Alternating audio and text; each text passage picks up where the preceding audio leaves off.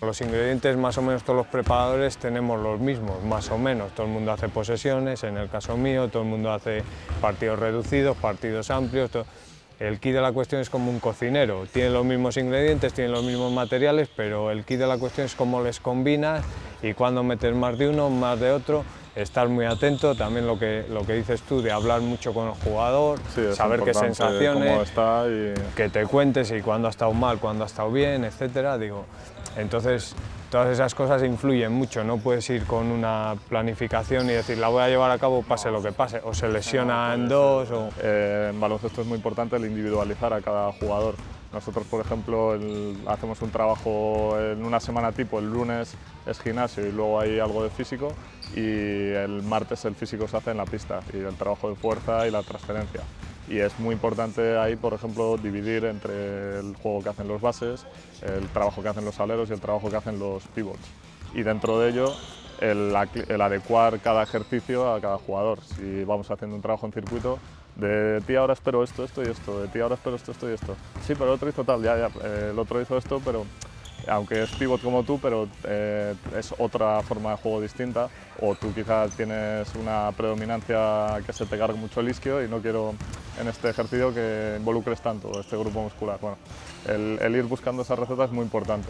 No bueno, pues sí, hay que hacer gimnasio, hay que hacer no sé qué, el café para todos, café con leche para todos no vale. El fútbol, a ver, el problema a veces es que tienes un volumen de jugadores mayor, tienes 22 jugadores, hay más puestos porque hay 11 puestos diferentes, pero bueno, aún así siempre tienes que, yo digo que es muy difícil individualizar, porque no puedes ir con 22 sí, en fútbol es muy complicado. Y en ciertos contenidos sí puedes, por ejemplo en la musculación o trabajo de gimnasio sí podrías individualizar a cada jugador más o menos.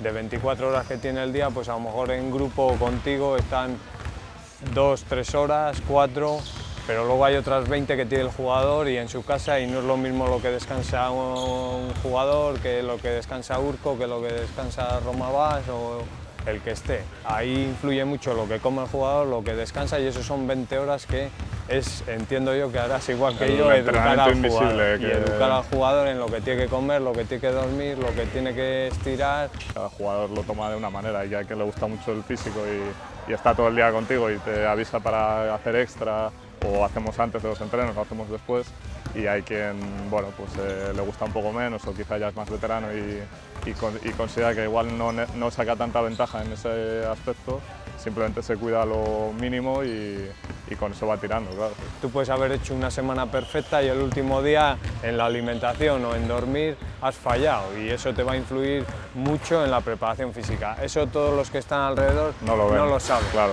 Y muchas veces, no, es que este físicamente está o el otro está. El que más datos tiene, yo entiendo que aquí cuando yo veo un partido de baloncesto serás tú y el cuerpo técnico. Y cuando hacéis algo tiene 1000 razones por las que se hace. Quizá la gente muchas veces juzga por 5 minutos o 7 o 10 que ve un jugador en 40, en nuestro caso, y no ve las 40 horas que hay a la semana detrás de trabajo, pues, de físico, de técnico y de recuperación. A mí me ha pasado con algún jugador, me acuerdo en Tarrasa con un jugador que ahora está de preparador físico en el Mirandés, Iván Agustín, un partido y dice, joder, es que ha estado horroroso, es que tal. Y claro, luego hablando con el jugador, pues te dice, es que había una verbena debajo de casa y no me han dejado dormir hasta las 3 de la mañana, he dormido fatal. O tuve otro jugador que era que había tenido un niño, por la noche no pegaba. Y no duermes, eso es. Entonces, claro, aquí nos pasa también. El resto de la gente no sabe, tú no vas a estar entrando continuamente con periodistas o explicar, pues esto está mal porque tiene un hijo y porque le ha dado mala noche o tal. Y entonces todas esas cosas no se saben. Coincido contigo en que los aspectos psicológicos y volitivos también de cada persona son muy diferentes, y hay momentos en los que está muy arriba en el plano personal y también repercute en la cancha, y los momentos en los que pues discute con su pareja o tiene un mal día o hay cualquier otro problema, pues rinde menos, eso está claro.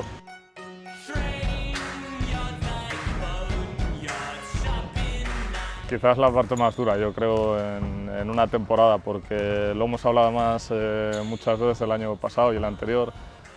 Bueno, haces las cosas bien, lo planificas, lo preparas, vas hablando mucho con el entrenador, controlas las cargas, estás todo el rato encima de la recuperación, del trabajo preventivo. Y muchas veces aún así, aún haciéndolo todo o considerando que se hace todo perfecto, a veces pasa, a veces ahí sigue habiendo lesiones y bueno, es un tema complicado. Sí que creo que tenemos un papel importante en el readaptar las lesiones y en intentar prevenirlas. Una vez que llegan ya simplemente es trabajar para que vuelva lo antes posible el deportista. Y yo, por ejemplo, en nuestro caso, vosotros casi no es la máxima categoría, pero es la segunda. Pero en cuanto a recursos materiales, en cuanto a recursos económicos, en cuanto a recursos personales, pues sí que es verdad que aquí más vale prevenir, yo les digo a los jugadores, más vale prevenir que curar, porque estamos en segunda B, o en vuestro caso, y a lo mejor dices, es que en ACB pues hay 3 fisios, hay 2 médicos, se cae el jugador y a los 10 segundos tiene la resonancia, etc. A nosotros nos pasa eso, que dices, bueno, es que aquí en segunda B hay una serie de gastos, no a un jugador de primera división en cuanto se lesiona está encima, hay un tío con él todos los días trabajando y tal, y aquí entonces lo mejor es no lesionarse. Claro. Sí que hay lesiones que no te avisan, yo entiendo, por ejemplo, a veces pongo el caso vuestro o el nuestro, salto de cabeza, si caigo y piso a uno, el tobillo se va a ir, esté físicamente como esté. Y luego sí que es verdad que el origen de la lesión, muchas veces la gente dice, no, es que están horrorosos, es que se han lesionado. ¿Y por qué se lesionan 3 y no se lesionan los 22? Claro, Sí. O porque son distintas muchas veces toda la etiología de las lesiones que tienes. Pues incluso coincidiendo, hubo una temporada en el Barça cuando debutó Damián que se lesionaron de rodilla 3 jugadores o 4, el cruzado.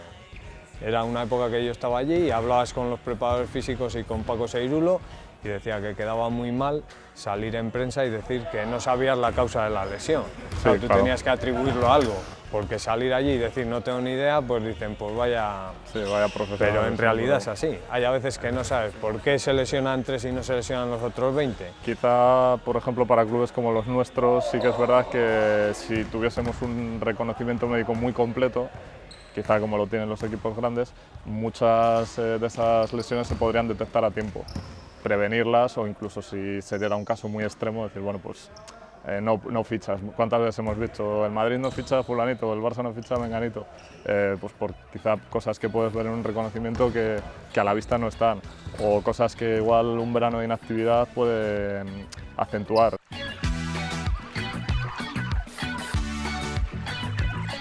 Una cosa es rendimiento e intentar llevar el cuerpo al límite y ahí creo que vamos a decir lo mismo y eso en teoría no es muy saludable. Seguramente, y aquí Gonzalo seguro que estaría de acuerdo conmigo, en que si tú haces una radiografía a un tobillo, una cadera, una rodilla de un jugador de básquet con 35 años, pues parecería un tío de 60, por las veces que ha impactado, por las veces que ha saltado, etc. Lo mismo en fútbol, en balonmano o alguien que haya jugado a rendimiento. El rendimiento es aquí y el deporte salud está en el lado contrario, opuesto totalmente. Nosotros de hecho muchas veces acortamos plazos porque necesitamos estar con el jugador lo antes posible o vas haciendo ejercicios que dices, joder, realmente yo sé que no es saludable a largo plazo, pero necesitamos el máximo de este jugador, pues, y el jugador es el primero que te los pide o te los demanda, y es totalmente opuesto. Y muchas veces lo que tú dices, en el momento que ves una prueba diagnóstica, igual quieres ver otra cosa y dices, madre mía, cómo tiene la rodilla, y es asintomática, pero va a llegar un punto en el que caiga porque sí, porque el cuerpo se lleva demasiado al límite y no es sano, desde luego. Yo creo que ahí sí que hay que tener mucho cuidado con la gente de a pie, que una cosa es si yo no voy a competir, ¿por qué voy a llevar mi cuerpo al límite? Otra cosa puede ser que te interese o porque te guste o lo que sea, pero lo que es saludable, pues estamos de acuerdo. Una resistencia. Saludable se puede hacer muchas cosas que son muy duras y están muy bien, pero hay otras que, bueno, no somos todos deportistas de élite, por desgracia. No, y luego eso, gente que a lo mejor ahora con las modas o del running, ahí Orlando Castro muchas veces hay secciones que va comentando y tal, muy acertadamente, porque ahí tú dices, es que hay gente que dices, lleva 20 años sin darse una carrera y de repente se mete a hacer medias maratones o tal, y dices, cuidado, y que tu objetivo no es competir, tu objetivo es sentirte bien. Yo estoy totalmente en contra de la inactividad, vamos, como preparador físico inherente, pero cuando una persona es una persona de a pie que no tiene que competir, que no tiene que hacer rendimiento ni tiene que conseguir ninguna marca, pues entiendo que hay un tipo de ejercicio muy saludable, muy conveniente y que viene muy bien. O sea, tan malo es no hacer absolutamente nada como pasarse. Ahí está muy bien siempre también la figura de un entrenador personal y que sea cualificado, ya que nos cuesta mucho el intentar regular nuestra profesión, pues sí que es importante que la gente acuda a gente que sepa, gente que sea profesional y competente, para que de verdad haya esa salud en el deporte y no sea, no, yo he visto que Messi se ha roto el isquio y en 3 semanas estaba, me lo he roto yo, también voy a estar en 3, ¿no? Pues igual cambia totalmente la película.